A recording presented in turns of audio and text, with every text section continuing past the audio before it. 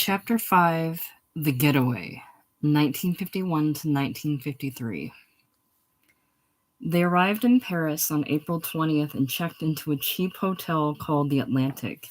Yates went to the U.S. Embassy and arranged for medical care, which consisted of the usual weekly injections of air to maintain a partial collapse of both lungs. Meanwhile, they waited for Benedict's friend to clear out of his apartment on the Rue du Bac in Saint-Germain-des-Prés, and Yates took Sheila and the baby on long strolls around the left bank, where as a young GI he'd walked himself weak down its endless blue streets, and all the people who knew how to live had kept their tantalizing secret to themselves.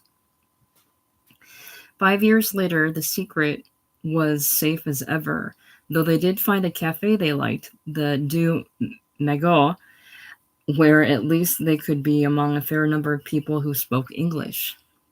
Yates was determined to grind out short stories at the rate of about one a month, and as soon as they were settled, he got down to work. While he spent his days writing, smoking, and coughing, Sheila was obliged to find ways of keeping herself and the baby out of the apartment as much as possible, a pleasant enough occupation most of the time. She did the marketing, went to museums, shopped, explored, and consoled herself that at least it wasn't New York. But there were bad days when she felt at loose ends, anonymous. That awful feeling of not quite being there when people look at you, she later described it. And the baby served as a constant reminder, if a winsome one, that she'd committed herself to a man, a life that didn't seem right no matter what the scenery. She was free to do as she liked at night, when it was her husband's turn to look after the meat, and before long she was recruited to act in a dreadful play. So negligible was this enterprise that Sheila hardly remembers the rather famous man who wrote and directed, novelist Mayer, who later won acclaim as the author of Compulsion. Footnote: at first she thought it was Ira Levin of Rosemary's Baby fame, some fairly famous writer named Levin. I wrote Mr. Levin a letter, and he kindly left a message on my machine to the effect that he wasn't anywhere near Paris in 1951, though he thought Meyer Levin had been. Was it Meyer Levin by any chance? I asked Sheila. Yes, exactly, she replied. Ira Levin went on to say that, as a matter of interesting coincidence, he did have a Yates connection all his own. To wit, Yates's former mother-in-law, Marjorie Bryant, sold Levin a house in Wilton, Connecticut in the mid-60s. She was a charming lady who was quite proud of Yates, said Ira Levin without audible irony. Small world. And has quite forgotten such matters as title, plot, character, or even how she got involved in the first place. She suspects she was hired with a group of other American and Swedish expatriates who were spotted at certain cafes. It was something to do. The evening rehearsals went on for a longish while, and finally, on opening night, there was a fairly large audience. Then a bit fewer the next night, and hardly anybody after that. The play closed in less than a week. Yates attended one of the more uncrowded performances and seemed rather bemused by the badness of it all. Sheila's steadiest companion was a former prostitute named Chantal, who was kept as a mistress by one of Yates's Avon acquaintances, a dull, rich person whom everyone avoided as much as possible, and whose name is lost to posterity. Neither Chantal nor Sheila spoke the other's language, though they were compatible in other ways, and managed to communicate quite effectively after a fashion.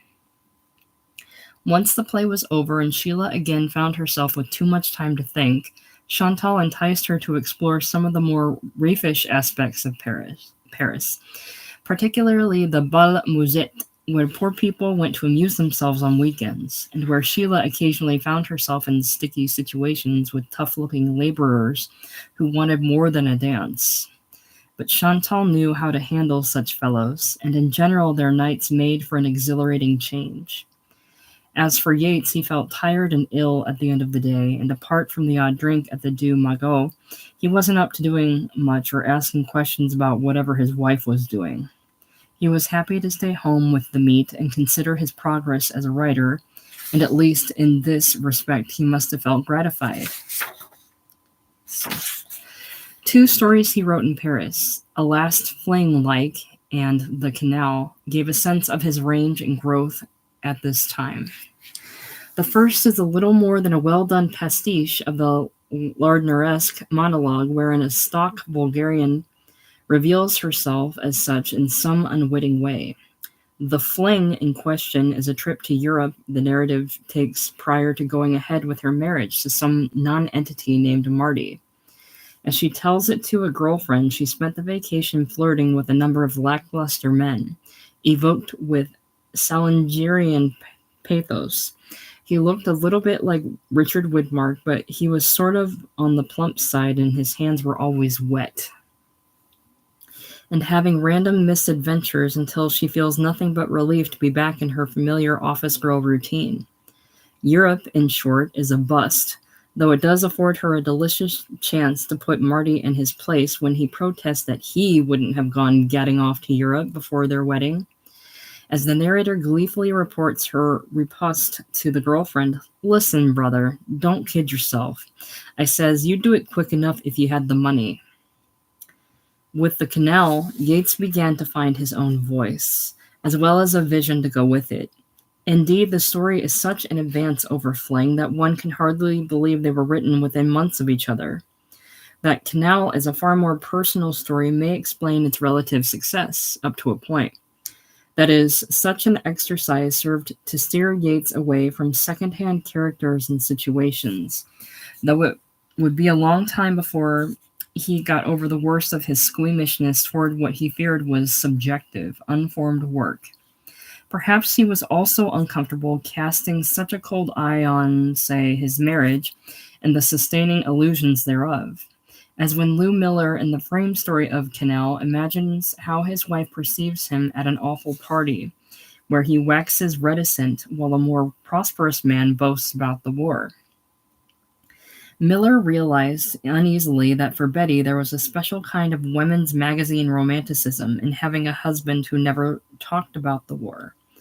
A faintly tragic, sensitive husband, perhaps, or at any rate, a charmingly modest one.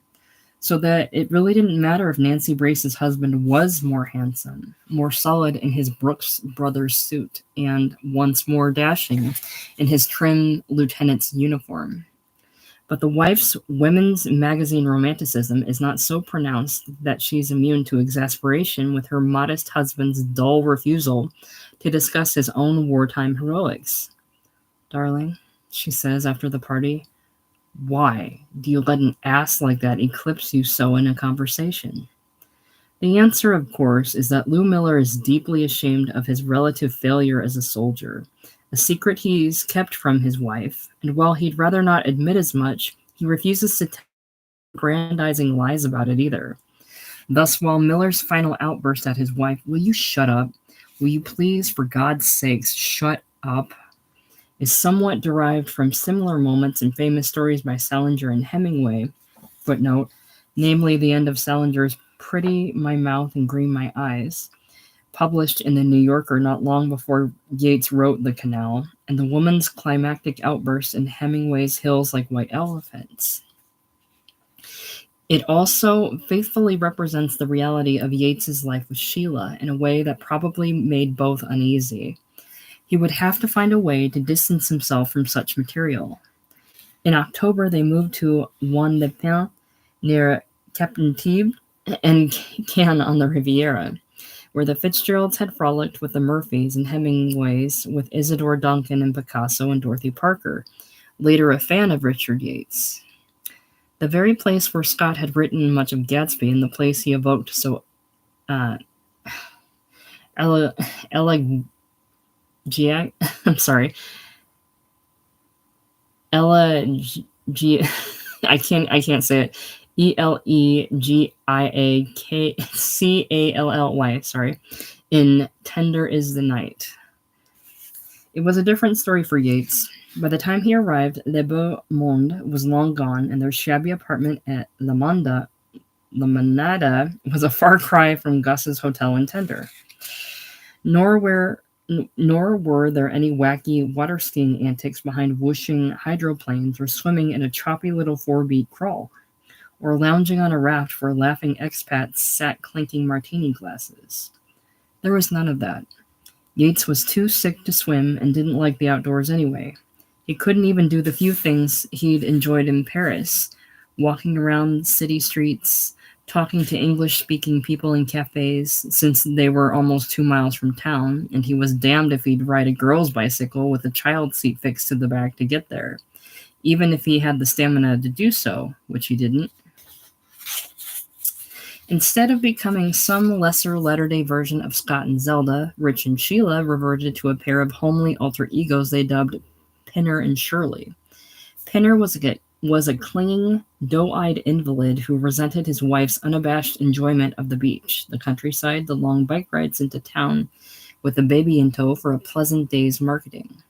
Shirley was the caustic scold who tended to return from these outings wondering why on earth a man on death's door should keep smoking like a chimney and leaving ashes all over the place, and couldn't he at least go for a walk now and then and get a little fresh air? And Shirley it was who put her foot down finally, refusing to fetch her husband's cigarettes from can anymore, no matter how pathetically he begged or threatened in her peddling wake. Pinner's old broken espadrille slapping the dust as he recalled the scene. What made matters worse was that Sheila herself liked to have the odd smoke after dinner and went right on having it. I wasn't going to quit. There wasn't anything wrong with me. While her husband sat glowering but quiet because of the baby. Later he'd root her butts out of the trash and smoke them down to the last spark, but resented having to do so. This was the principal source of friction, Sheila recalled with marvelous understatement. Thankfully, Yates had better luck with his art.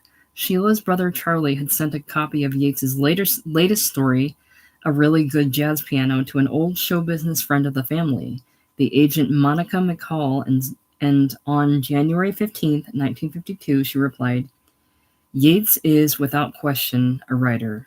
There is an old cliché. The ink is in the hair, and he definitely has it.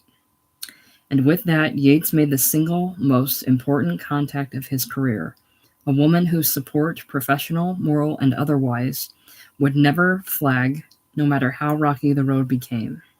Monica McCall was one of 5 sisters born of Scottish parents in Leicester.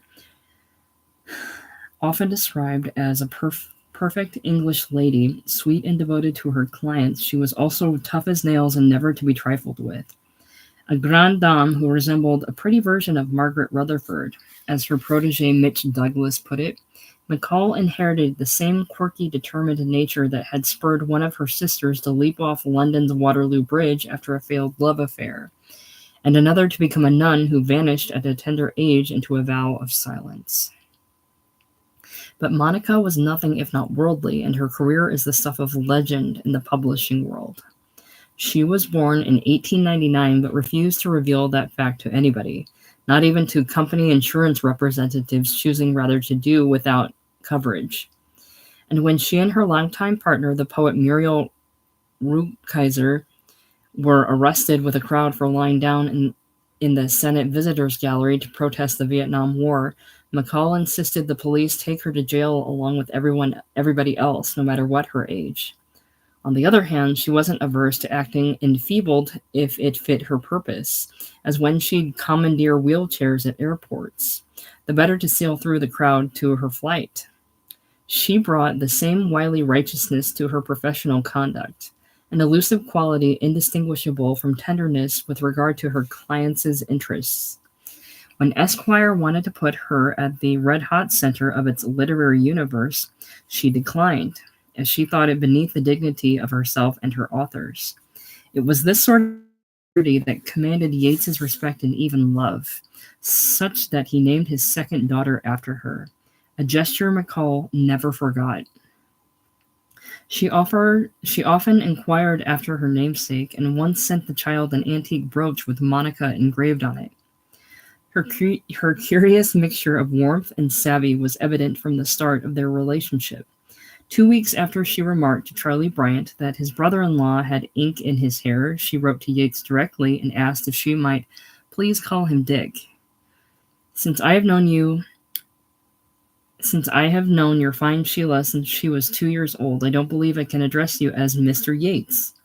That said, she then deflated the jubilant Dick by making it clear she hadn't, in fact, told Charlie that she was willing to handle him solely on the basis of a really good jazz piano, though in fact she had.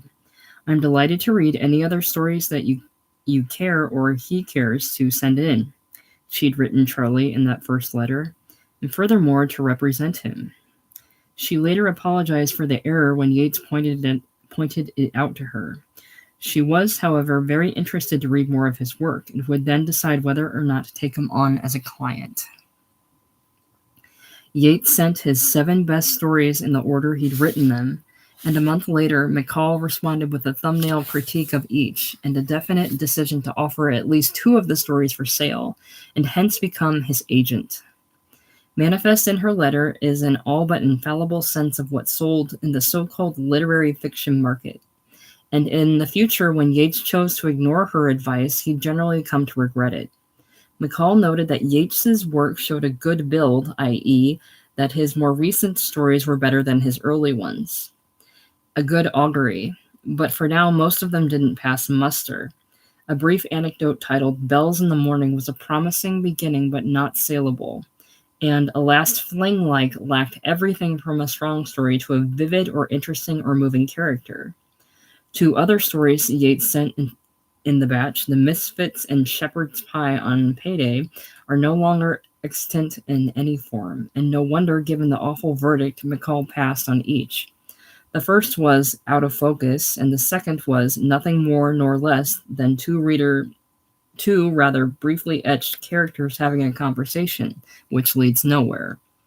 To which she tactfully added, don't forget that every good writer has an occasional lapse. And forgive me for thinking this was one of your lapses. The only stories she thought potentially saleable were The Canal and No Pain Whatsoever. And though she had little apparent hope for the former, I will do my best to place it. Her estimate of the latter was prescient as ever. Best story of the lot, deeply touching, beautifully characterized. Most telling was her ambivalence toward that early draft of a really good jazz piano. Though she thought it was a great improvement over most of Yates's other stories, its ending was unprepared for and obscure. That is, in this version, the 2 protagonists, Carson and Ken, erupt in weird laughter over their cruelty towards Sid, the black jazz pianist, and on that note, the story ends. Do you want to think about the end at all? McCall inquired, or let me know what you were trying to do, or is that too dreary for you? Yates replied that he thought the ending honest and wanted to keep it, and McCall agreed to offer the story as is. It would take Yates 6 years to accept his error. In April, the Yateses moved into Stephen Benedict's former apartment at Palais Beau site in Cannes. Once the place had finally been vacated by a Navy wife who lived there after Benedict, she later became fodder for Yates's story, Evening on the Côte d'Azur, about which more below. Before the war, Palais Beau site had been a rather stately hotel, and whatever its subsequent decline was a vast improvement over the Monada in Juan Le Pont. The new apartment was a compact arrangement of 2 rooms plus kitchen and bath with pleasant ceramic tiled floors and a little balcony in back that afforded a stunning view of the Mediterranean. At its best and sunniest, Benedict recalled, it was paradise. Yates would have agreed in at least one respect. Now that he was closer to town, he could buy his own cigarettes, the procurement of which was about the only thing that coaxed him outside. Occasionally, he'd walk on the beach, but mostly he was content to stick to his old routine of writing, smoking, and coughing. As for Sheila, she was sick of the whole business and chose to go her own way as much as possible. A letter she wrote in 1962 alludes to their semi-separation in Cannes, and one can only guess what this entailed, since she now remembers the time as tranquil, relative to later years. True, she was tired of fussing about cigarettes and so forth, but as for the rest of it, she'd come to accept, at least in retrospect, that her husband was simply a city person, and city meant New York, Paris, or London, and not some overheated tourist trap like Cannes, where to soon stay at his desk. Meanwhile, the news from Monica McCall suggested that Yates wasn't headed for overnight success. Within a month, both The Canal and No Pain Whatsoever were turned down by the Atlantic Monthly, Harper's, Esquire, and The New Yorker. Yates has a lot of talent, wrote Esquire, returning Canal, but we just aren't using much fiction with a World War II angle. The Atlantic thought No Pain Whatsoever was bogged down in the wasteful conversation which seemed to fill far too much of the first two-thirds of the story. And while Harper's was impressed and willing to see more, they did, and declined. The New Yorker dispatched both stories with the standard rejection slip, footnote. In the hope of evoking dramatic irony rather than suspense, I remind the reader that the New Yorker rejected every story Yates ever wrote, 4 or 5 of which are classics, or so a number of famous writers think, including The Canal, which a later generation of New Yorker editors saw fit to publish in the January 15th, 2001 issue, 8 years too late for Yates to enjoy it. A few months later, No Pain Whatsoever was also rejected by a new literary magazine called Discovery, whose editor would someday become a friend and colleague of Yates. As Vance Borgelli wrote McCall, the story was perfectly handled with only one thing missing, some feeling of why the author has chosen to write it. As far as Borgelli could tell, the narrator never develops an attitude toward Myra, the adulterous protagonist, and hence one doesn't know whether tragedy is involved or simply animal pathos. An elaborate way of saying, perhaps, that the reader can't tell whether Myra is supposed to be good or bad. That a fine writer and reader like Borgelli could render such a judgment suggests something of what Yates was up against. Of course, there was less tolerance for moral ambiguity in those days, but that goes only so far in explaining the discomfort and even outrage that Yates's work throughout his career aroused in certain readers. Why does he have to write so unpleasantly that one feels there's just no good in anybody? Wrote a Harper's editor in rejecting a really good jazz piano. And really, the saga of that story alone, assuredly a classic, Yates's own favorite as late as 1974, might serve to encapsulate the kind of reception his early work in particular received. What a good story this must be for us to be going on about it so, wrote Monica McCall in April 1952, as she remonstrated with Yates over that problematic ending. A few months later, Jazz was turned down by both New American Writing and New World Writing, and the next year, Argosy followed suit. The Playboy setting and depressing ending rule it out for us. In 1955, the writer Peter Matthiessen, then an editor at Paris Review, rejected the story for a familiar reason, which he saw fit to frame in aesthetic rather than moral terms. The cruelty which forms its climax is incredible, not in itself, but in terms of these characters and the situation. When Esquire also called the ending a letdown in 1957, Yates finally got the point and revised the story into its present superlative form, whereupon the New Yorker promptly rejected it with what must by then have seemed an almost mocking refrain. Hope you, McCall, will let us see other stories from him. Esquire agreed to have another look at the revised version and this time accepted it, only to reject it again when they learned that Yates would be including the story in the 1958 Scribner's volume Short Story 1. Rust Hills did have the grace to say that he was distressed and apologetic about the manner in which they handled the matter. McCall wrote bitterly, "The New Yorker offered to reconsider yet again, but this time found it too pat and neatly contrived, as opposed to lacking believability, an earlier change." And other rejections followed from Harper's, The Atlantic, and Saturday Evening Post for fairly obvious reasons. Finally, almost a decade after Yates had finished that draft on the Riviera, the story made its magazine debut in Vance Borgelli's Discovery. To this day, Borgelli feels proud of having published one of Yates's best and most representative stories. "I'm a jazz snob like Carson," he said, and by the end of the story, I understood his offense and saw it in myself, even if Carson didn't. That Borgelli and other good readers tend to see themselves in Yates's characters is perhaps a clue worth remembering. Meanwhile, back in Cannes, 1952, the waves shushed outside, and the sunlight dazzled the tiles, and Yates lit another cigarette and got on with his work. He now had a superb agent, and several magazine editors thought he was talented, if misanthropic, and wanted to see more. Given that on a good day, the most he could write was maybe half a polished page or just over 100 words, there was no time to let up, though he still had a lot to learn and the quality of his work wavered. Foursome, the next story he finished after a really good jazz piano, was rejected without fanfare and doesn't survive. Thieves is interesting as an early variation on one of Yeats's favorite themes, the depths to which people deceive themselves into thinking they're somehow special, set apart from the herd. Protagonist Robert Blaine is the abrasive sage of a TB sanatorium, and for much of the story he holds forth on the meaning of talent, knowing how to handle yourself, and offers himself as a good example, as when he swaggered into a swanky Madison Avenue clothing store and conned the clerk into thinking he was a big shot. Well, in advance of Blaine's bleak epiphany, though, the reader is given a nudge. All the stories whose purpose was to show Robert Blaine as a seasoned man of the world were laid in 39 or 40, when he had first come to New York, just as those intended to show him as an irrepressible youth took place in Chicago, back in the Depression. Finally, Blaine tells how he stole a woman named Irene from her well-heeled husband, whose money they spent for 6 months. She thought I was going to be another Sherwood Anderson. Probably still does.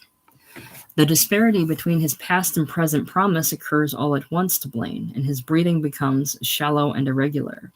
But when a concerned patient seeks help for Blaine's nerves, the matter-of-fact nurse delivers a blunt coup de grace. Oh, honestly, that Blaine. Nerves, for God's sake.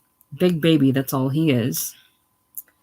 Monica McCall was kind in her estimate of Thieves. It is a good story, beautifully characterized, but I think not any better selling bet than the stories on which I am working. A tactful way of saying that it was a little more than a few characters having a conversation which leads somewhere, perhaps, but nowhere interesting enough to justify the overall lack of drama. Yates's next story, The Comptroller and the Wild Wind, is an even broader repository of the themes and tendencies that would reappear in his later work, as well as a few he'd subsequently discard. Jocelyn lyricism, for instance.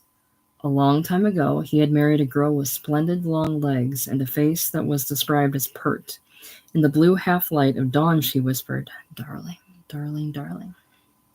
And the legs were strong. The face was wild and lovely. With a further nod to Joyce, the letter's poem, Watching the Needle Boats at San Saba, is quoted in full here, as it would be more than 30 years later as an epigraph to Young Hearts Crying, whose title it supplied. And that poem, with all it suggests of the lost illusions of youth, is very much to the point in Comptroller, and elsewhere, less blatantly in Yates's work. Another gambit that would become almost a signature is the opening lines that foreshadows doom. The morning after his wife left him, George Pollock, comptroller of the American Bearing Company, had breakfast at a counter for the first time in 20 years. He destroyed 3 paper napkins trying to remove one whole from the tight grip of the dispenser and nearly upset a glass of water in an effort to keep his briefcase from sliding off his lap. Hence the bungling Pollock. A dull man judging by his job description and surname is left utterly helpless by the desertion of his wife, the wild wind of the title, who was not so wild that she was unwilling to fix him breakfast every morning for 20 years. But no more. "Oh, how can anyone hate you?" she tells him on the eve of her departure with a man who shares her fondness for poetry. "You're not hateful. You're just a pompous, posturing, fussy little man." Just so, the decent Pollock is a lot less hateful than, say, Frank Wheeler, to whom the same sentiment would be applied in Revolutionary Road, such that one wonders really what the man has done to deserve so many humiliations in a single narrative day. Close, but no cigar. I'm not sure why, wrote an Esquire editor in rejecting the story. I think it's because there doesn't seem to be any occasion for so much bitter handling, and just a little contempt for the non-intellectual. To be sure, there was compassion as well as contempt, but in terms of basic effect, other editors agreed in toto. Monica McCall was patient and duly encouraging. You are progressing well from the more anecdotal character sketch type of story into the fuller, more rounded story. And Yates continued to make progress with his next story, Nuptials, an early draft of one of his masterpieces, The Best of Everything. McCall responded that it was a swell story and submitted it for consideration as an Atlantic first, the magazine's prestigious showcase for previously unpublished authors. But the Atlantic declined without comment, as did the New Yorker and Esquire a few weeks later. And when McCall proposed sending it to the somewhat obscure but Bottega Obscure, a plainly frustrated Yates dismissed the magazine as an esoteric little tea party journal.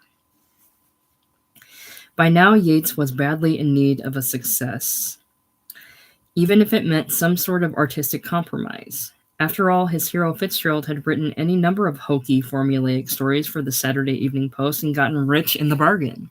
Why not Richard Yates? The result of such professionalism was a convalescent ego, a story that turned the raw material of his illness and shaky marriage into a wacky Walter Mitty-like farce.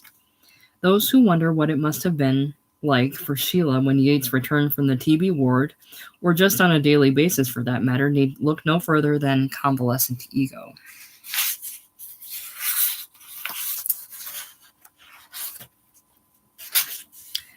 The porcelain soap dish had given way under his brush, dropped from the wall and smashed, breaking the cup and saucer he'd just washed. Things like this had been happening nearly every day since he came home from the hospital. First, there had been the discovery that he'd left his silver fountain pen behind in the locker beside his hospital bed, and his wife had to make a special trip back to get it from the nurses. Then, on the second or third day, when he'd insisted on helping with the housework, he had shaken the dust mop out the window so hard that the head of the thing fell off, 5 stories down into the courtyard, and left him absurdly shaking the naked stick over the windowsill. Let that image of Yates's alter ego, shaking the naked stick, linger as a kind of endearing emblem of his domestic life. As for the rest of the story, it offers a number of fine moments such as these, and reflects the kind of frustrated escapism into which the high-strung Yates may well have lapsed whenever Sheila's elaborate kindliness or tight-lipped had implied what a hopeless bungler he was. Hence the protagonist daydreams of various ways in which to redeem himself, e.g., heroically going back to work despite his illness, buying champagne for a bravura celebration, and so on. But as a narrative, it doesn't go anywhere in particular except an ending so sappy and artificial that Yates must have held his nose to write it. "Oh, Bill, I have been awful since you came home, haven't I?" says the nagging but now miraculously reformed wife. "Oh, Bill, you ought to break all the dishes right over my dumb head." Monica McCall, who knew what Yates was up to, wrote that she might be able to sell the story to the slicks if he'd revise it in order to dramatize the middish reveries. They should be more acted out rather than imagined in his mind, and appended a list of notes to that purpose. But as it turned out, the slicks were no more interested than the New Yorker at all, though colliers found the story readable and amusing and commended the author's remarkable ear for dialogue. Yates appreciated the compliment, though wondered that it should be made on the basis of convalescent ego, for God's sake. Perhaps to get the taste of ego out of his mouth, Yates returned to the former manner with a vengeance.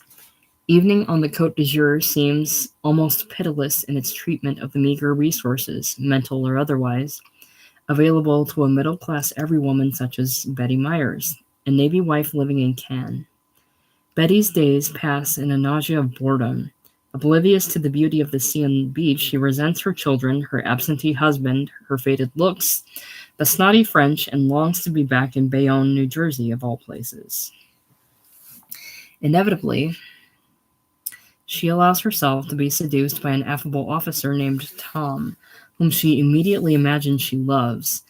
As she loves Lies at peace in the afterglow, her husband all but forgotten, the narrative point of view switches to that of her departed lover, who cruelly ridicules her for the benefit of two young sailors. Son, any man couldn't make that ought to turn in his uniform. Nor is there any danger of a contempt with Betty's husband, as one of the sailors seems to expect. Oh, Jesus Christ, Junior, the crafty old officer tells the kid. When are you going to grow up? What do you think? I told her my real name? Evening on the Côte d'Azur was turned down by the New Yorker, Harper's, The Atlantic, and Esquire, whose editor wrote that it suffers from a confusion of styles.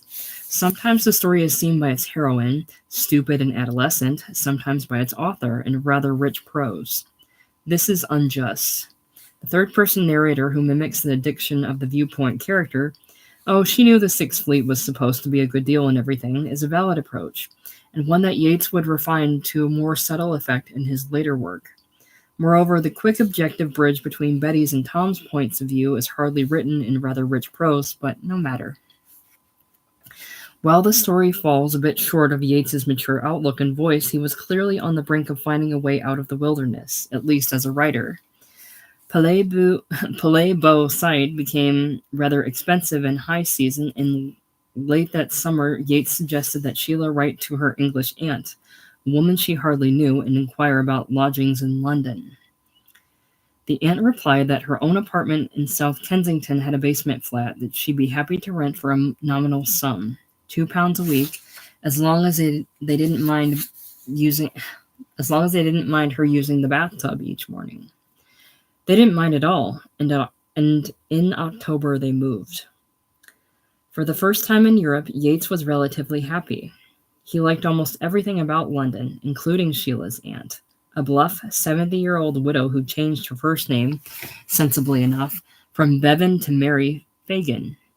The frail, gentlemanly Yates seemed to excite the woman's maternal instinct, and before long they were as thick as thieves. Aunt Mary was full of stories about London show business types. Her husband had been a theatrical producer, and Yates loved to listen as a way of unwinding after the day's work. Also, with what they saved on rent, they could afford a good nursery school for Mussy, who'd grown into a charming but noisy 2-year-old.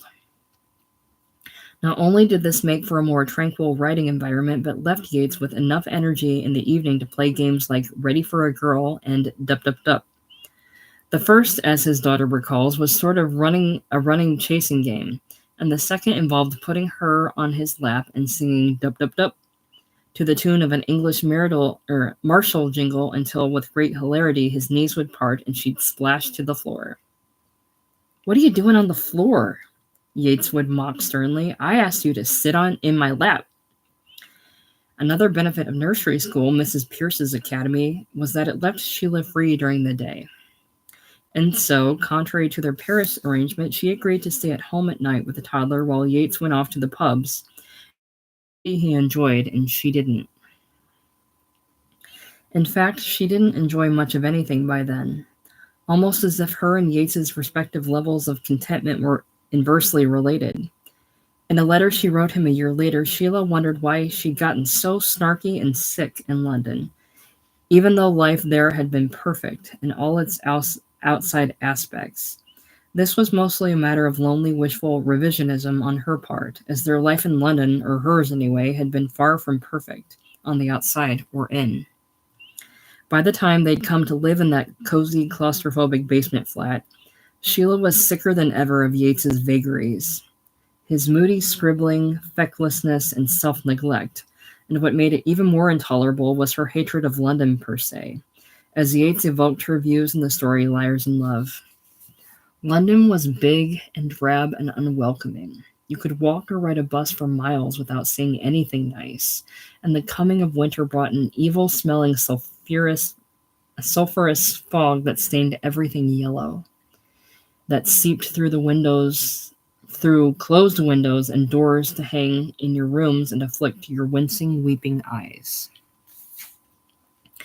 Sheila made a fine distinction between the lesser of two evils and decided to stay inside the flat all day, amid a pall of cigarette smoke and seeping fog. Occasionally, her cousins Gemma or Barbara, sweet but conventional, would visit, but that was about it. And though it was true that she and her husband didn't quarrel much anymore, quarreling had belonged to an earlier phase of their marriage, the thick, awkward silences were hardly an improvement. At least Yates had his writing to keep him busy, and on that score he was more hopeful than ever. The story he'd finished just before leaving Cannes, Jody Rolled the Bones, his 15th since moving to Europe, number 15 off the production line, as he put it, had been gleefully received by Monica McCall. "Oh, the new one is an absolute beauty," she wrote on September 16th. "I think it quite the best piece you have done." A month later, it was declined by the narrowest margin, for an Atlantic first, as the editors thought it was simply a shade too predictable. But the next day, a follow-up letter came from the new 26-year-old assistant editor at the magazine, Seymour Lawrence, who wanted to hold the story for one more week pending the return of his celebrated mentor, Edward Weeks, who was just then wrapping up a lecture tour. Weeks returned and promptly read the story, far and away superior to the general run of Army material he glossed, and on October 21st, 1952, Yates received a cable. "Atlantic buying Jody for a first and 250. Many congratulations, Monica." He was on his way at last. The first thing he did was write friends and family. Footnote: his sweet-natured sister Ruth was especially happy for him. Her own stories had met with rejection for many years, such that her oldest son Fred vividly remembers her jubilation at the news, and naturally expressed his rather solemn gratitude to Miss McCall, apologizing for the meagerness of her commission. $25 after all that hard work. A matter much on his mind, evidently. "Sweet of you to be concerned," she replied. "The pleasure and excitement in getting a young writer started is far greater than the interest financially. And believe me, I never would have taken you on unless I believed that through the years we would all be making plenty of money to pay the rent." A heady time, as one thing really did seem to lead to another. Within days of publication in the February 1953 issue, Yates received a promising overture from Francis Phillips of William Morrow. "That was one grand story in the Atlantic. It would be a great pleasure to hear that you have a novel and that it is free. If you have an agent, please tell him or her of my interest." Even more promptly, he'd heard from Jacques Chambrun, who represented Somerset Maugham no less, and was known to be a roguish poacher of other people's clients. "I should like to have the opportunity to handle some, at least, of your future work." But no agent or editor would prove more persistent than Yates's young discoverer at the Atlantic, Seymour Lawrence, who even then was scheming to do bigger things in his own career. "I want to tell you of how much I enjoyed Jody," he wrote. "I'm very much interested in your work, and I wonder if you are planning to do a novel. If you are, I should be very glad to offer you any help and editorial assistance I can." For now, though, Yates had no novel to discuss with him or anybody else, nor the remotest idea for one. He had exhausted himself on those big, ambitious, tragic efforts of his earlier years and preferred to perfect his craft in the shorter term. His progress is everywhere apparent in Jody Rolled the Bones, a story that fulfills one of the highest criteria of literary excellence. It's even more rewarding to read the second or third time than the first, as its nuances reveal themselves one after another. "If you're going to do something," Yates would later tell his students, "do it well. Stand in the stream and work down through the soft mulch to the rock bottom." Jody is perhaps the first story in which Yates managed to work all the way down to the bottom, beyond the rather easy pessimism that mars his earlier work. At first, Jody seems to conform to a conventional formula. The hard-boiled sergeant who turns out to have, if not quite a heart of gold, then qualities. Yates even describes his protagonist, Sergeant Reese, as typical, almost a prototype, which prepares the reader all the more for that kind of story. But as a character, Reese defies the formula. On the one hand, he's a rather despicable, simple-minded bigot who affects to be incapable of pronouncing foreign names, calls foreigners gorillas, and has few human skills apart from those required by the job. On the other hand, he's a superb soldier whose approach to leadership is classically simple. He led by being excellent, as when he demonstrates the proper use of a bayonet. At the instructor's commands, Reese whipped smartly into each of the positions, freezing into a slim statue while the officer pointed out the distribution of his weight and the angles of his limbs, explaining that this was how it should be done. And Yates strikes just the right note of fairness, of benign detachment in dividing blame between Reese and his recruits. But if excellence is easy to admire, it is hard to like, and Reese refused to make himself likable. It was his only failing, but it was a big one, for respect without affection can't last long, not at least where the sentimentality of adolescent minds is involved. One is tempted to go on exploring the craft of this story from the nicely sustained metaphor of the title, derived from the chant that not only serves to unify the men but suggests the unfairness of army life and life in general, to the resonant ending in which the recruits revert to a bunch of shameless little wise guys in Reese's absence. A collective mediocrity that will haunt them, Yates implies, for the rest of their lives. You've done it better with Jody, an Atlantic reader from Hiko, Texas, writes Yates. Better, I think, than Hemingway ever did it. Better than you will do it again. But in doing it, you have broken the code. A soldier does not write, he soldiers. Kipling was a genius. You probably are not. Yates kept that letter, and 12 years later he got another from Colonel Roger Little of the Office of Military Psychology and Leadership. Jody, wrote Little, had long been used as a reference because it is such a sensitive portrayal of the basic trainee's perception of the non-commissioned officer. Thus, Yates had written about a typical sergeant after all, in itself something of a novelty. Yates's brother-in-law, Charlie, had been strange all his life, but as a young man he seemed to pull himself together and even show signs of brilliance. He prepped at Andover, earned a bachelor's degree in physics at Harvard, and a master's in math at the University of Maryland. Later, he held a job at the Bureau of Standards and then at Hughes Aircraft, where he was employed while the Yateses were abroad. For about a year after their departure, Charlie wrote long, articulate letters signed with love, full of advice and encouragement about his brother-in-law's writing career. But one day, Yates got a different kind of letter, written in a childish drawl. Dear Dick, this is you, a prick with ears. And there was an illustration to that effect. One such letter might easily be laughed off, but the ones that followed were even more bizarre, almost totally incoherent and decorated with all sorts of obscene doodling. From time to time, a more normal letter would appear that made no little or no reference to the others, which hardly diminished the oddness of it all. Then, over Christmas, Charlie had a breakdown so severe that he was committed to Fairfield Hospital in Connecticut. What exactly happened is unclear, though apparently Charlie had frightened his mother in some way, and she in turn wrote frantic letters to Sheila begging her to come home. Footnote, as Sheila's old friend Ann Barker tells it, Charlie tried to bludgeon the aunt who raised him. Sheila, however, dismisses the story with amused disdain. Charlie didn't bludgeon anybody. We never even saw our aunt after we were children. As for what actually did happen, Sheila seemed to disinclined to go into details, apart from pointing out that A, it was purely between Charlie and their mother, and B, there was no physical violence involved. My mother was a very nervous person, and Charlie yelled and frightened her. That's all. Mm-hmm.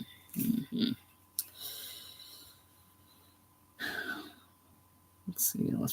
It would later transpire that Charlie had developed a kind of mania where his mother was concerned, such that he became enraged in her presence, loudly forcing her to sit down and listen to the truth, a word he tended to capitalize all his life.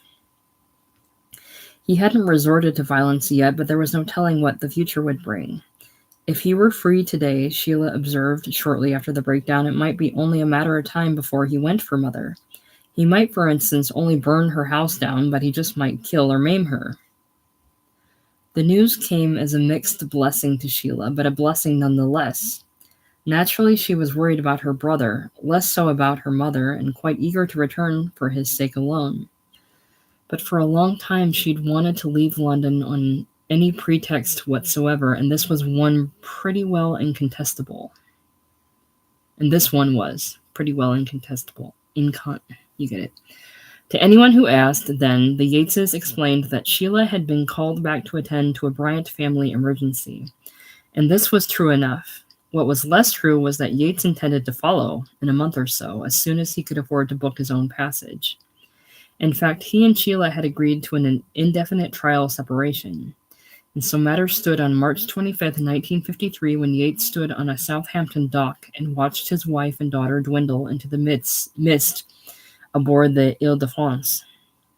After a while, he trained back to London and their basement flat, hauntingly deserted except for a surly Angora cat named Sweetheart. The next day, Yates wrote a loving letter to Sheila in which he tried to strike a balance between inspiration, talk about missing a person, and brave self-sufficiency. Charlie was the most important person for now, he said, and their own problems would have to wait. Don't worry about money, because I'm going to make it by the bushel basket now that I've got these long, empty days to work with. Don't worry even for a minute about my taking care of myself. I'm eating enormous, beautifully planned meals and drinking absurd quantities of milk. The letter marked the launch of a long campaign to win his wife back.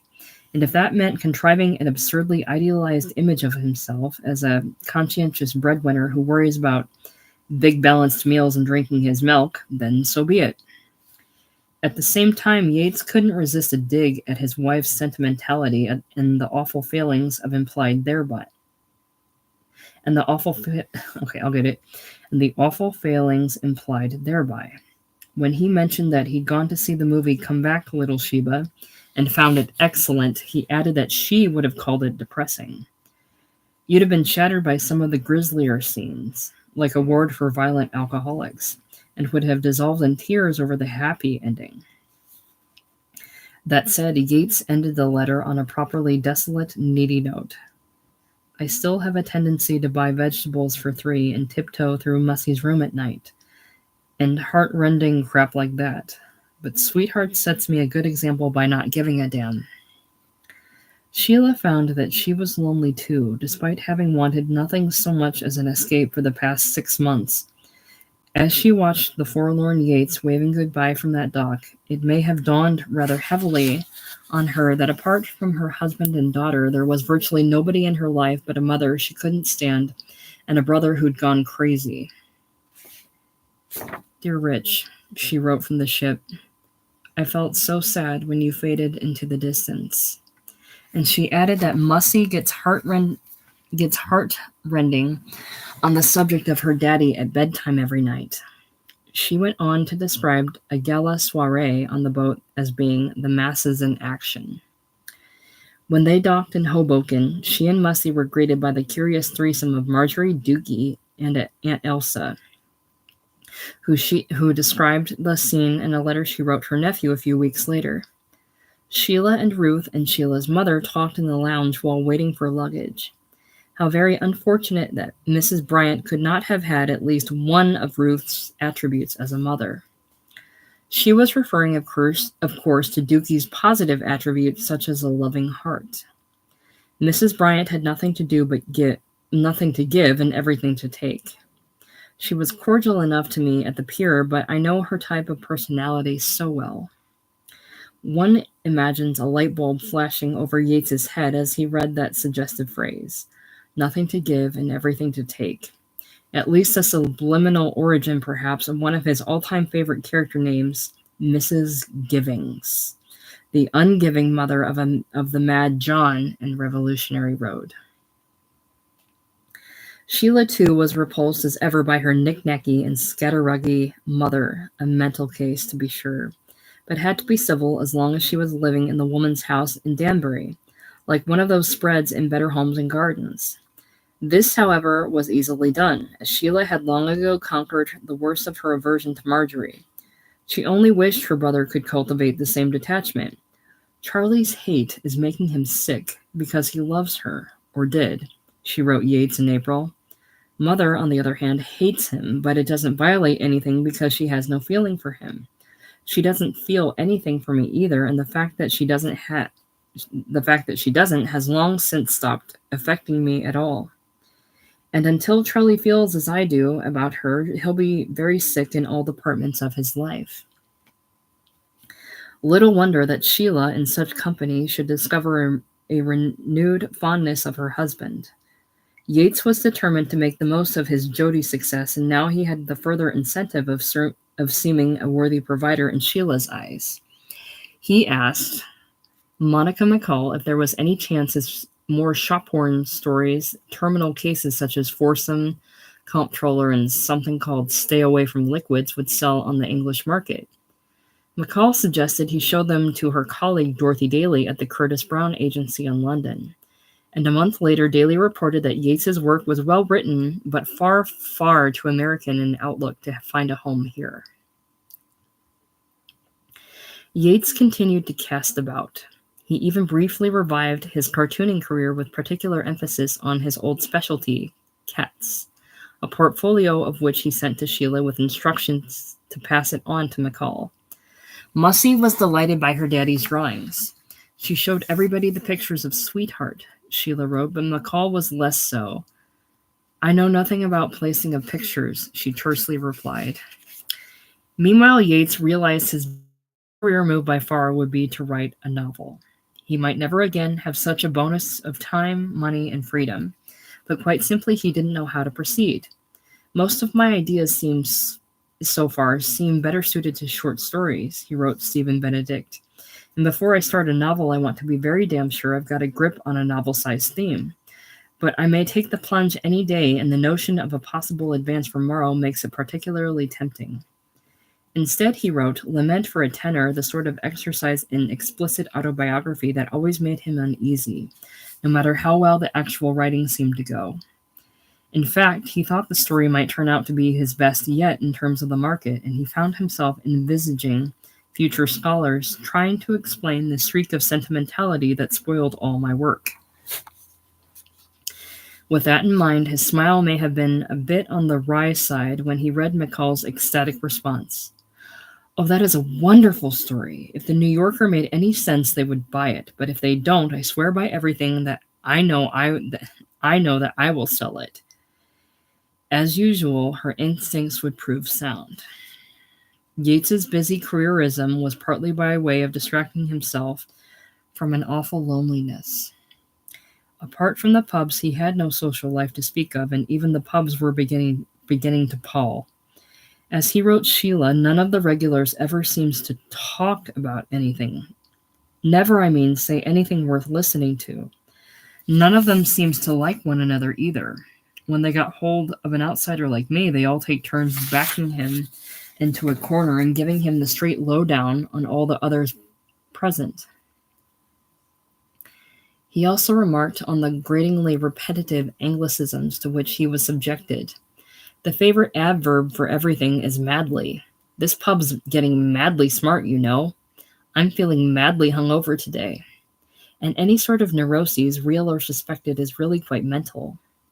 Nor did he have Aunt Mary to keep him company anymore, since she'd left in April to spend the season at her cottage in Sussex. When he got desperate enough, he'd go to visit her daughter Gemma, whom he found rather dull and abrasive but well-meaning, and a decent cook besides.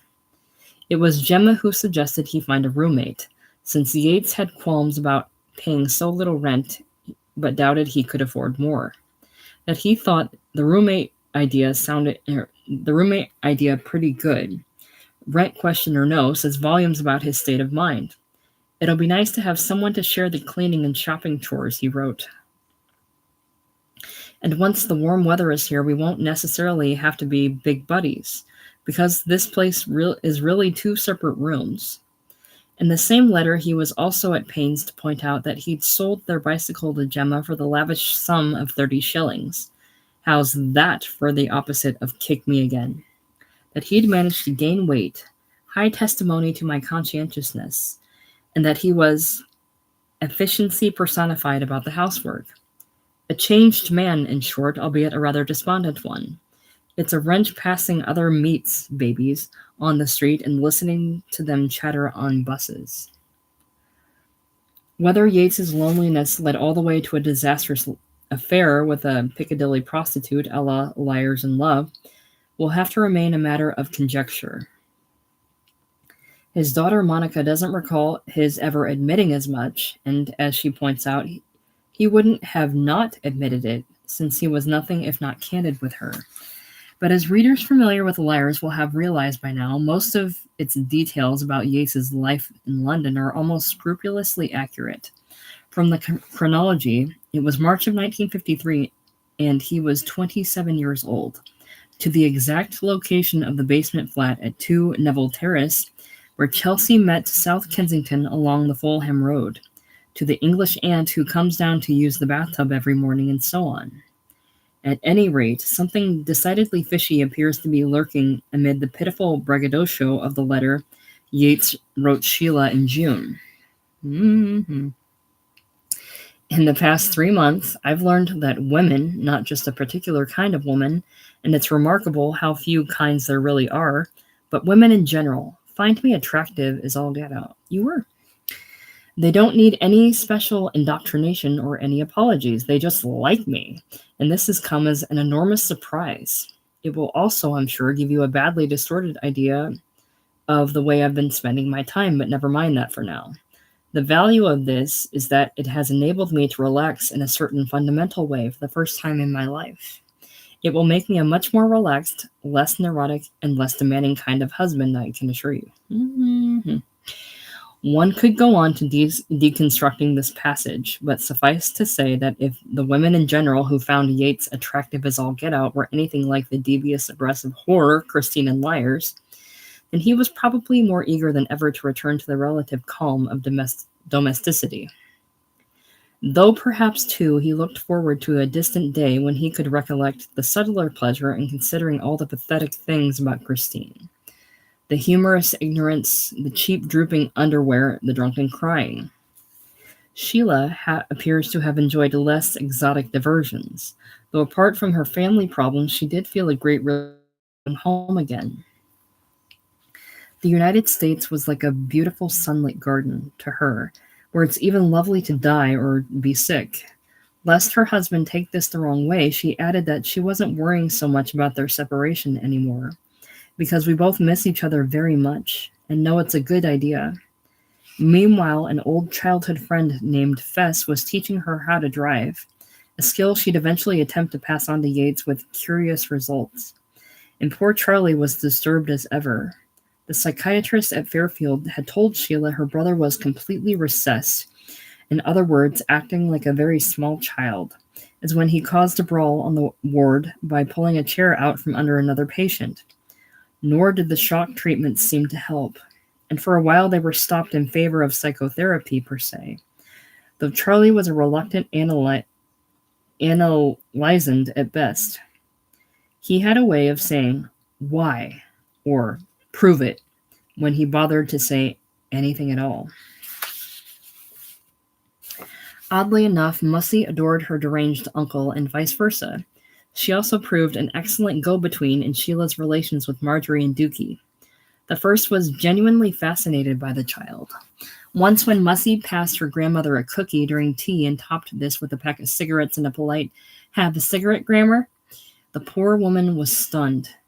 "Did you teach her that?" she asked Sheila, who replied, "No, she does it because she likes to."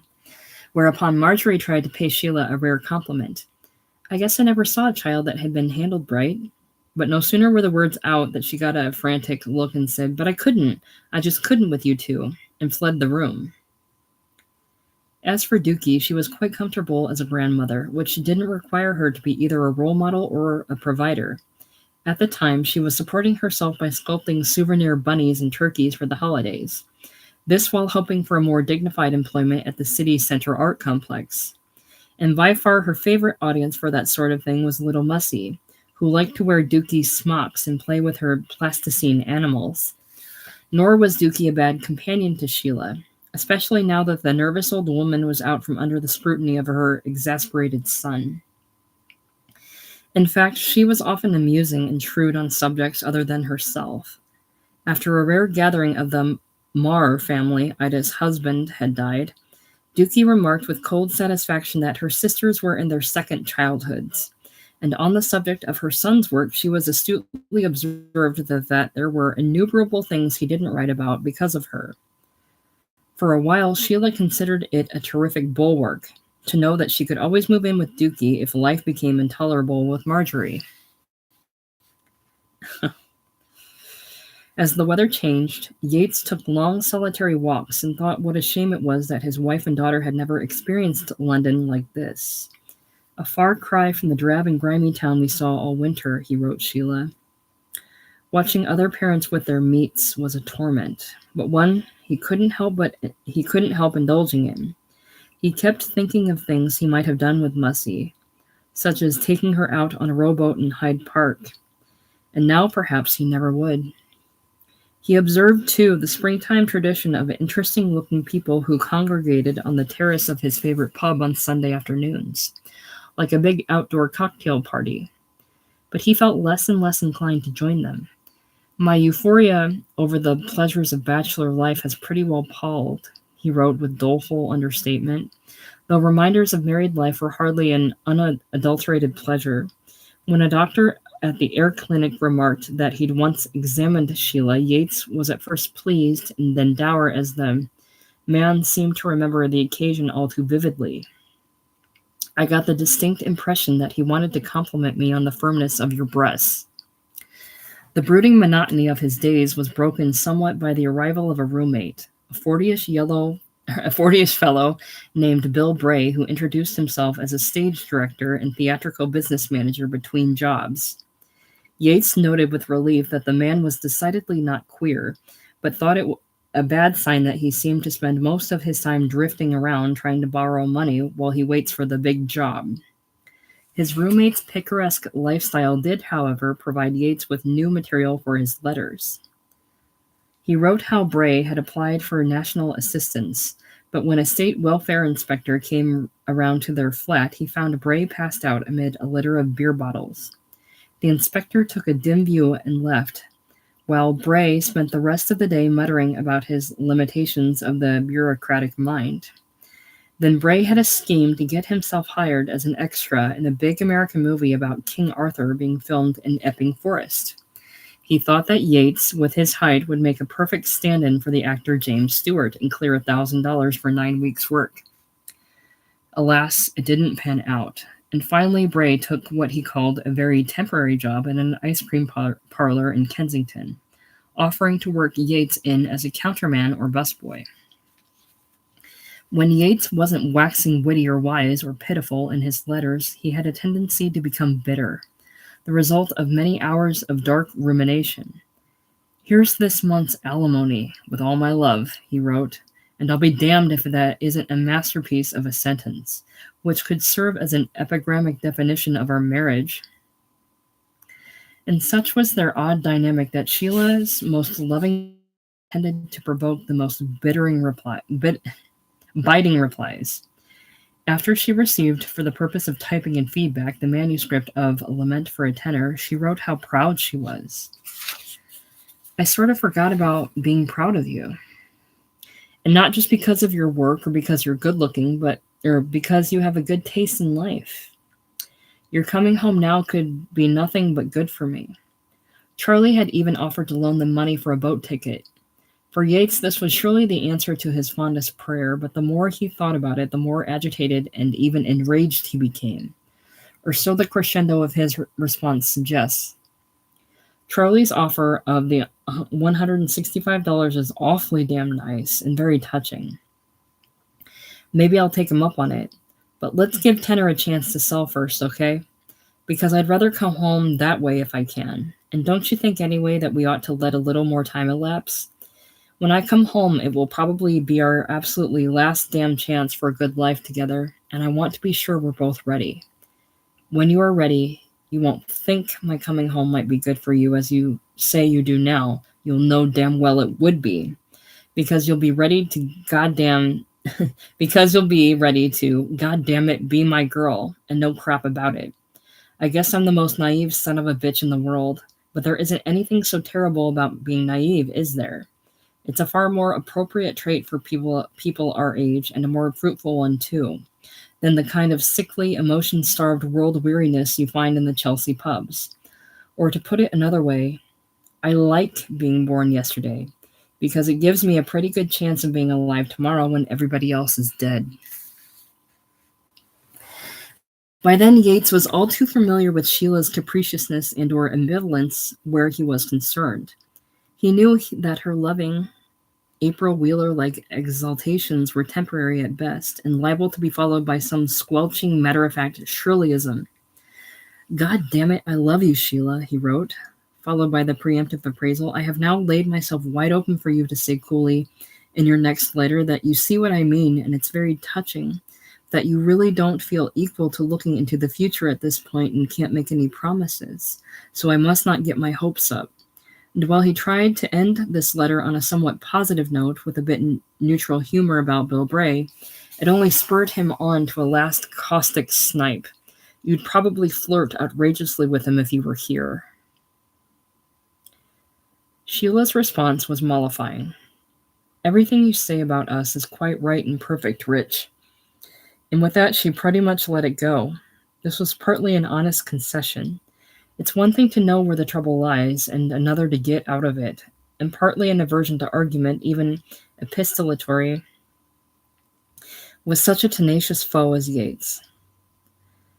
Besides, she had other things to worry about. As it happened, she'd gone ahead and moved in with Dookie, only to find her still living on the usual financial cliff. Dookie's rent, shockingly high to begin with, as she felt she needed extra studio space and never mind how to pay for it, was so badly in arrears that eviction was imminent. And while Dookie spoke of income just over the horizon, the city center job, her older sisters Elsa and Margaret, whose dotage she ridiculed, did their best to provide her with eating money. But otherwise everything was fine. Dookie is not bitter about any of it, Sheila noted, and right now she is busy fixing herself an outfit to wear to a big glamorous affair tomorrow evening. Nor had Dookie changed in other fundamental respects, bad or good. She still does a hell of a lot of talking, but I've learned to tune out tactfully, and she is wonderful with Sharon. But the bottom line was this: you should think very seriously about what you might feel to be living again in the same city with Dookie's finances. Yates's reply reflected his eagerness to make amends for his previous outburst. He assured her that he was equal to coping with Dookie's periodic duns, however much he used to protest about the strain they put on him, which he now dismissed as a pretty childish attitude. "If I can't help her, I can't. And until I can, it certainly shouldn't matter how much close to her I live." In the meantime, he was glad to know that Dookie's spirits were high withal, which of course was the most important thing. Footnote I missed.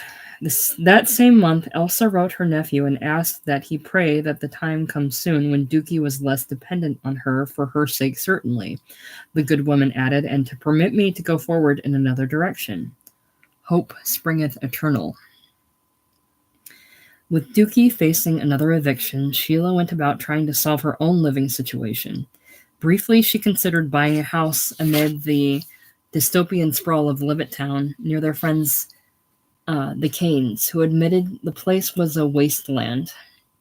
But then one could hardly beat the price. A GI loan paid for the house, with carrying charges of $63 a month. So Sheila figured it wouldn't hurt to look. She was not impressed. The Levittown houses are clean and modern and very tempting, but the people are simply awful. And once the joy of the Bendix had worn off, we'd all go crazy. Besides, she added, the nursery schools in the area were full of strident Jewish supervisors and overcrowded to boot. For the time being, then, she decided to find an apartment in the city and get a job, though the idea of buying a place in the suburbs was something she wanted her husband to bear in mind if we became a family again. Meanwhile, Yates awaited news of Tenor and found himself in a creative slump. He was still without a good idea for a novel and was sick of writing short stories and living hand to mouth with a completely aimless, pointless, useless bastard like Bill Bray for company.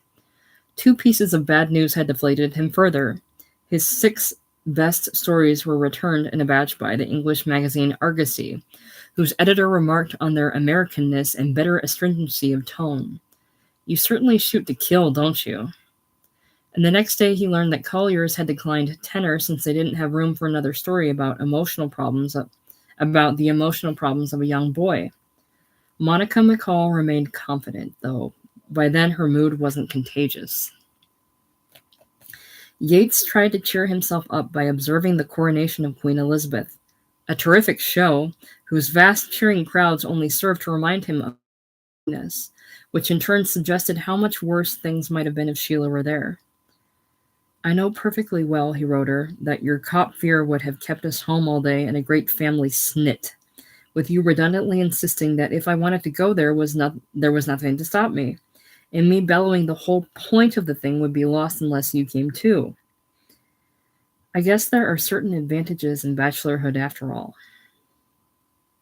One such advantage was decidedly not his roommate Bill Bray, who got loudly drunk every night and brought home a grubby, homely village type, who not only does it, but talks about it in clarion tones, almost entirely four-letter words, Yates wrote.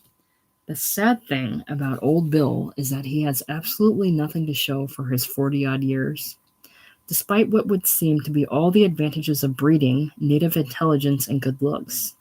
If nothing else, the man acted as an impetus for Yates's getting out of the flat more often. He was even willing to accompany his cousin-in-law Barbara to a quaint choral concert at her club, which involved about 1,000,000 print-dress biddies and other solid citizens singing to Her Majesty's health, a spectacle that moved Yates strangely. It was so painful and so heartbreakingly nice that it was enough to make you fall in love with this country forever. A couple weeks later, he took a 4-hour bus trip to visit Aunt Mary in Sussex, and then rode all the way back the same afternoon to catch a walloping good party at the flat of Mrs. Pierce, the nursery school proprietor, where Bill Bray turned up and got blind, fall-down drunk as usual. With such a cautionary figure in mind, Yates proposed that he end his expatriation forthwith and get on with supporting his family in the manner to which they wished to become accustomed. Mussy was soon to be put in a seedy, city-subsidized nursery where there mightn't be anyone for her to have extracurricular activities with, or so Sheila worried, though the situation was saved by the presence of 2 other true-blue, shabby-genteel parents and their daughters. And that was but a small aspect of the whole intolerable situation. "We're never going to get rich out of short stories," Yates wrote. "The only real dough to be made was in the novel he'd sooner or later write. But until then it was time to face facts. Don't you think it might be a healthier idea if I quit writing stories, come home and get a really good job of the sort that Monica might able to help me get, or that I might get myself on the strength of my Atlantic story, and mark time that way until the novel comes along?" Yates was desperately ready to start living a decent upper-middle-class life. Car, clothes, house, etc. And by a really good job, he didn't mean Remington Rand, a moral defeat that might put me back in the hospital, Fairfield if not Hollerin. Nor did he wish for any kind of physically grueling newspaper work, but rather some kind of well-paid job on the staff of a magazine or publishing firm. And lest this seem a headlong retreat into respectability, Yates reminded Sheila of all the things he'd gained from his 2 years in Europe: Monica, the Atlantic, the nibble from Morrow, and a great deal of practical writing experience without which I'd probably never have the guts to tackle a novel, let alone to write a good one. Sheila professed to be appalled by the idea. "If you had a job, that would be the end, and in your heart..." Okay, one more time. Sheila professed to be appalled by the idea. "If you had a job, that would be the end, and in your heart you know it. What would our crazy marriage be if you came here and made us comfortable with a 9-to-5 job? I can find a man easily who can give me that kind of life and be a lot better company than you'd be doing it." Perhaps, but such shrill insistence that he remain abroad and follow his dream. "Stay in England," she ordered him. "Write and forget about us all." suggested a rather unflattering subtext, namely that her husband's company wasn't much desired either as a writer or a 9-to-5 drone. Yates agreed to table the matter for the time being, though not before venting his wounded feelings. Her violent opposition, he wrote, was rife with the sort of childish arbitrary overstatements that they both have to outgrow if they were ever going to be adults, together or separately. He pointed out that the social and economic limbo of their lives was just as inhibiting to creative endeavor as a regular job would be, and the latter was less likely to involve inadequate housing, illness, family strife, neurotic brooding, and frenetic moves around the world. And really, he wondered, wherefore this sudden precious concern for his writing, which she'd once regarded as a little more than a knack that distracted him from more worldly pursuits? You do seem to have funny ideas as to what my talent is all about. Now it's become a sacred flame which must be hovered over and protected at all cost, while the world is held perilously at bay. He assured her that he had no intention of coming home and demanding restitution of his conjugal rights, though if he did decide to return, it would be altogether his business. He repeated his basic position. I love you, and would like to live with you in Mussy again more than anything, but I will not be Pinner again. And now make it clear again that the only way you'll get me back is by wanting me. He then enumerated at greater length than ever ways in which he was making himself a more desirable package than the bundle of raw nerve tissue she'd known in the bygone past. I've discovered I am as competent as anybody at dealing with the small change of practical life. I can pull my weight, look out for myself, stay on the ball, and cope, as well if not better than most banal bore in the world. And I can now afford a benign pity, strictly nonviolent, for all the millions of people, bless their hearts, who enjoy that sort of thing. I've also discovered at long last what you knew from the beginning, that my broods do not stem from any dark Hamlet-like neuroses, incurable and tragic, but from plain laziness. I have snapped out of countless minor broods since you left, by suddenly remembering it was time to put the potatoes on, or that the laundromat was about to close, or that there was something good on the radio. And I pulled myself out of several really major ones by the more painful but no less effective method of telling myself to shut up and get back to the typewriter. I'm not saying I've overcome them. I had a bad one just the other day, but I'm holding my own against the bastards. They don't immobilize me anymore, and I'm confident it won't be long before I'll be able to brush them off like flies. I hope this shrill recital of my little triumphs doesn't bore you or sound like an old-fashioned drone. Yates appears here as an almost perfect character out of his own imagination. One of these deterministic victims who rush around trying to do their best, doing what they can't help doing, ultimately and inevitably failing because they can't help being the people they are. Certainly Yates couldn't help being a practical bungler any more than he could snap out of his broods by putting the potatoes on or running off to the laundromat. Indeed, the only durable way of coping with the awful burden of being himself would always be the more painful method of getting back to the typewriter, though its effect on his marriages would prove neutral at best.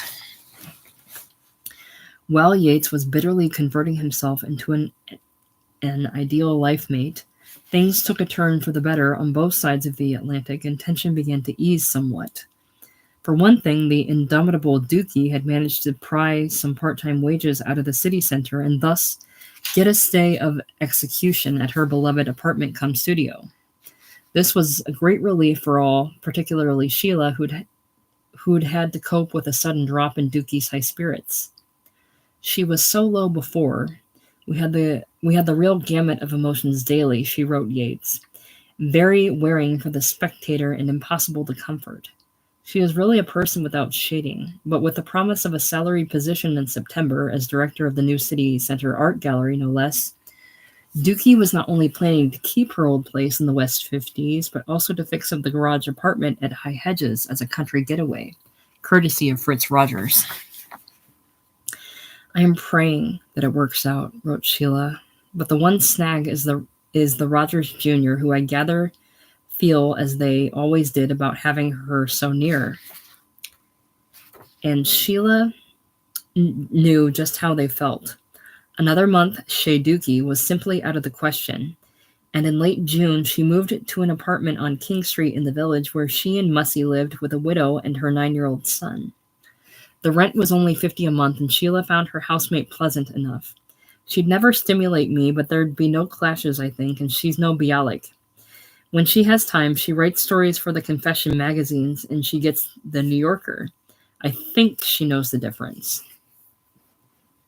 Yates was unthrilled by the arrangement. If I do come home before August, I guess I'll have to plan on living at the Y, though he was somewhat appeased by the Mussy angle. That is, the 3-year-old was thriving at the subsidized village nursery they'd thought would be so Dickensian, and even tended to kick up an awful row when Sheila came to take her home in the afternoon. When informed of such naughtiness, Yates advised his wife to feed Mussy lots of ice cream and let her run around in her diapers, and that should take care of it. Meanwhile, Yates had managed to shut up and get back to the typewriter, which made it somewhat easier for him to stop coveting the life of a stable wage earner. In fact, his latest story, The Game of Ambush, had begun as an attempt to fictionalize the dilemma in some objectified form. And toward this purpose, he tried abortively to adopt a Gatsby-esque first-person peripheral narrator. An early draft begins with the sentence, "For a while, when I was 9 years old, my friends and I thought falling dead was the very zenith of romance." And from there, the narrator, Al, goes on to tell the story of his friend Walt Henderson, who ends up sacrificing his musical talent to take some idiot job selling plywood and thereby pay for his ex-wife's psychiatrist.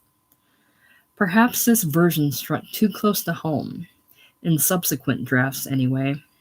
Yates dispensed with Al and wrote in the third person about Walt, developing an entirely different plot from the same nominal premise. Finally, after much exhaustive tinkering, he had a finished story that could only describe to Sheila as a pretty good B-plus effort, though he was proud of his tenacity in reworking it.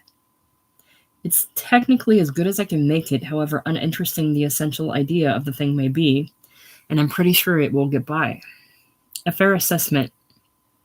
The story was now a compulsive failure who copes with being fired, and within certain intrinsic limits, Yates had succeeded in an admirably B-plus way. And already he'd put it behind him to write another that he thought would be very damn good indeed. So I've been pretty happy these last few days, very unneurotic and in love with all mankind, including myself, the way I always am when I'm full of a new story. Sheila thought the B-plus effort was as good or perhaps better in its way than Tenor, and mentioned that Charlie had also read it while on a weekend pass from Fairfield. He liked the story very much, though his comments are sometimes a bit over my head. He did say he wondered if his trouble wasn't the same as Walt in the story. Yates was pleased that both seemed to like his new title, A Glutton for Punishment, and happily explained its origin. It came to me in a flash one night when I had quit work rather guiltily to listen to the Turpin-Humes fight on the radio. The announcer said Humes was a glutton for punishment, and I sprang for the typewriter like a madman. Footnote: note the Salingerian like a madman. For the past 2 years, Yates had often cheered himself up by reading Catcher in the Rye, and it showed in his everyday locutions. He also liked to say that things killed him. Actually, he typed less like a madman than a hard-nosed reporter of the old school, and the rapid two-finger method he used all his life. And Sheila retyped his work with secretarial precision. In the case of Glutton, and presumably others, she also took it upon herself to make minor changes of grammar and punctuation, which Yates retained in the published version. Footnote, e.g., in the first paragraph of the story, Sheila changed pretty good or too stiff, etc., into one parenthetical statement and capitalized each separate mark, thus pretty good or too stiff or it didn't look natural. A small point perhaps, but Yates was a stickler for such points and clearly valued her input. However, he chose not to accept her rather astute criticism of the story's ending, which he reluctantly offered when pressed. I remember thinking that particular cliche was overdoing the parallel a bit, she observed of Walt's last remark, "They got me," which alludes, tritely, to the cops and robbers games of his youth. Monica McCall had reacted much the same way. "I love the story and absolutely loathe the ending," though in her case such objections were made with an eye on the market. McCall wanted the hapless Walt to make a new stand, as she put it, or whatever it took to give the story a twist or a fulfillment and satisfaction. She wanted a happy ending, in short, or if nothing else, a bit of normal character development. But of course, nothing could be more inimical to Yates's basic view of humanity, and Walt in particular, and after a bit of brooding, he decided to be stubborn as a mule about it. "I'm not going to let her turn me into that kind of a writer," he wrote Sheila. "If I'm going to start switching endings to suit markets, I might as well be back at Remington Rand, and I really think there's a hell of a lot more future in writing my own way." Whether Yates was right about the future depends, perhaps, on how one views the vagaries of posterity. In any case, McCall enjoyed the funny and nice letter he wrote declining her suggestions, and within a month the story was returned by the Atlantic, Charm, and the New Yorker, the last of which continued to be interested in Mr. Yates's work. Yates's social life was hardly a draining distraction, though at the end of the day there was always a Bill Bray, drearier and drearier, whose headquarters were across the street at the Anglesey pub. Thither Yates was dragged when either his roommate or loneliness got the better of him. The clientele tended to be slightly more rewarding than Bray, but of course that wasn't a lavish compliment. The only person who seemed to interest him at all was a young journalist and writer named Douglas something, with whom he could talk about books. Remarkable how few writers I've known, Yates reflected, and in fact 5 more years would pass before he'd meet his first real writer, a distinction he made only in retrospect. Douglas something was about Yates's age and had lived in New York as an evacuee during the early part of the war. At the Sherry Neverlands, which gives you an idea of his class, Yates noted for Sheila's benefit.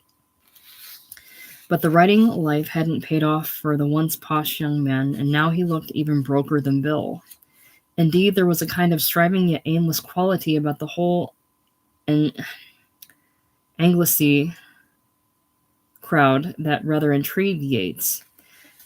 Their established routine was to turn up at the pub each night, then shift en masse to a club on Fulham Road, and then to coffee shops and diners and so on, looking for a party that generally failed to materialize. I'm damned if I know how they can stick it night after night and not end up with faintly suicidal tendencies, Yates mused. Little did he know that he was about to become the darling of that set. It began on July 14th when he got his first really good news in 9 months. As before, from Monica McCall, Cosmopolitan buying tenor $850. Many congratulations. How much money can we stand? The ecstatic Yates wrote Sheila and reported that he'd been wandering around in a haze for 2 days.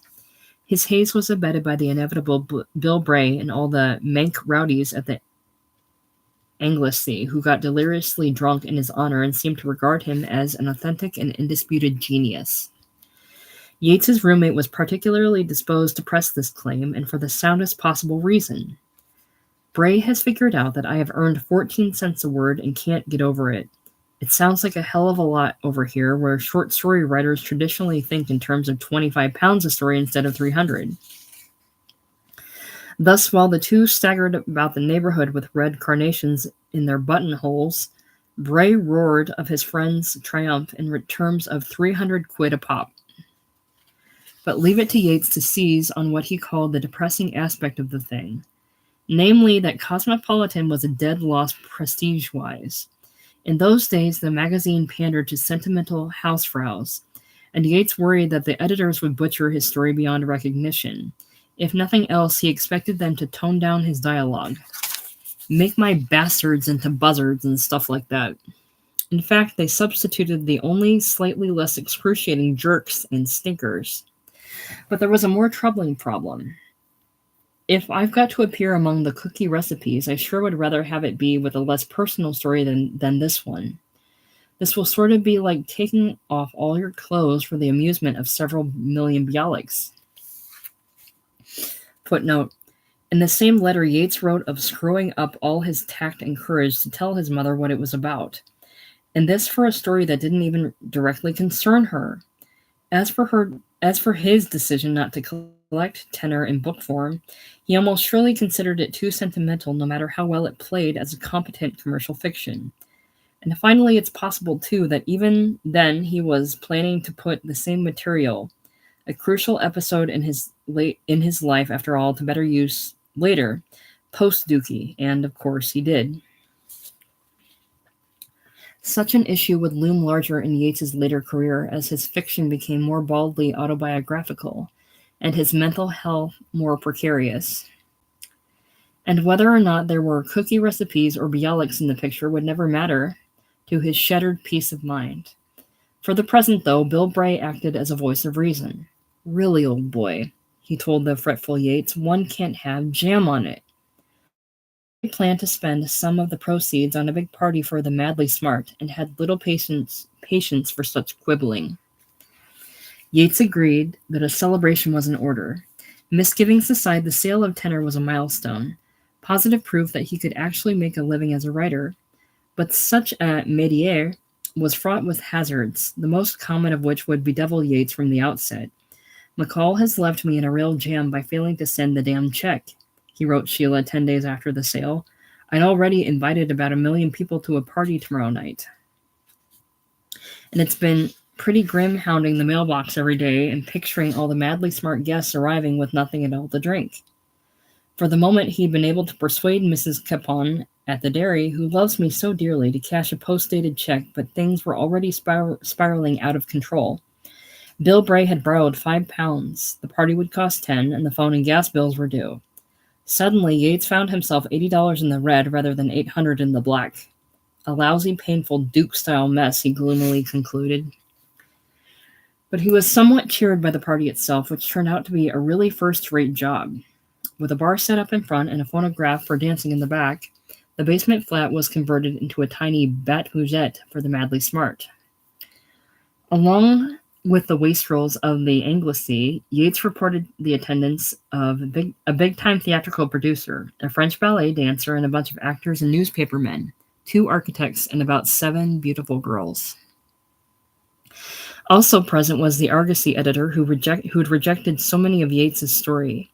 Eager to make amends, she called him a terrific writer, bitter astringency aside, and left with his carbon of tenor, which she promised to press on her colleagues. And finally, the party peaked when the place was besieged by a pack of less than madly smart Chelsea types, whom Bill Bray, of all people, had sworn to keep out. The local bohemians got in at last, but only after their ringleader had floored Bill in the doorway with a right to the nose and held him down in absurdly drunken combat, while his followers climbed in over their writhing bodies. Everybody seemed to feel that the brawl was just what was needed to give the party a fine old pre-war flavor, and it ended in a great deal of sentimental handshaking. Thus was Yates's launch as a successful author celebrated, and for the moment anything seemed possible. Perhaps he'd prove to be a writer like Fitzgerald, who could have his cake and eat it too, money and prestige, and be something of a bon vivant in the bargain. So I am now a famous toast, he merrily noted. The Cosmopolitan sale worked wonders for Yates's marital problems, which seemed to vanish overnight. Both he and Sheila wished the other were present so each could celebrate with the one person who really understood what it meant. A further reminder that, for better or worse, there was nobody else who mattered much in their lives. Nor was there any question about Yates's coming home now as soon as possible, since Sheila's long-held ambivalence toward him had suddenly been turned against herself. She conceded what an odd view of the world and its people. She'd always had, and now it was not she, not Yates, who spoke of all the ingenious little tricks she was practicing for becoming a better person. Such as hugging Mussy, much against her will, when their are a million things to do, and cultivating an easier, more tolerant nature in general. I do love you so much, Rich, she declared. I won't kid myself about that anymore. Yates was gratified, if a bit leery of that exalted tone he knew so well. Absence sure does seem to have made your heart grow fonder, he wrote. Presence will make it cool off somewhat. Meanwhile, he warned her against turning their marriage into an intellectual project, adding that if she just relaxed and loved him, all the little tricks will learn themselves. For the most part, though, they were too happy to bicker anymore, as they busily prepared to become a family again. After a month of frustrated searching, Sheila had found a quaint and villagey three-room apartment at 96 Perry Street, between Bleecker and Hudson. Dookie had helped close the deal by throwing her weight around in a realty office when she noticed some very bad paintings on the wall. By mid-August, she and Mussy had moved in, and a week later Yates reported to the American Express that he was ready to return to the States as soon as possible. He was told that a cancellation would probably make a berth available within 2 or 3 weeks, which wasn't soon enough for Yates. At first, he considered inventing some heart-rending emergency to persuade the American Welfare Service to book a more immediate passage. But on second thought, decided it might be a bit awkward if they got wise. While he waited, Yates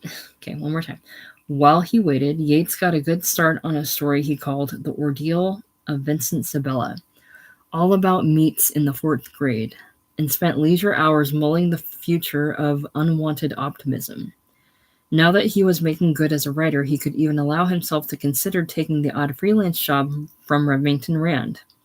In fact, an old coworker had just inquired, with some temerity, said Sheila, in light of your success, whether they should prepare an account for him. For the moment, Yates could afford to make them wait. He was almost a shoo-in to win the Atlantic First Award in December. So far, there was only one other first in competition for that year, and that would mean another $750. Indeed, the only thing that cast a shadow was the prospect of what Cosmopolitan might do to his story. The main illustration will probably be something very corny, with the tenor in full song and the little boy sniveling in the corner, he wrote. Shudder to think about it. My next 12 stories are going to be so damn unsentimental that Cosmopolitan wouldn't touch them with a towel. Sheila noted reassuringly that she'd gone through a whole stack of Cosmopolitans in the ladies' room at work. The stories were good, the illustrations quite tasteful, but Yates was not comforted. He even considered running the story under a pseudonym. Fortunately, he was distracted by any number of cheerful errands to run while he waited for a berth. There was the question of how best to transport Sweetheart, the crotchety Angora whose return Mussy had demanded. Yates solemnly inquired at the American Express about traveling with cats and was told the law required a proper basket.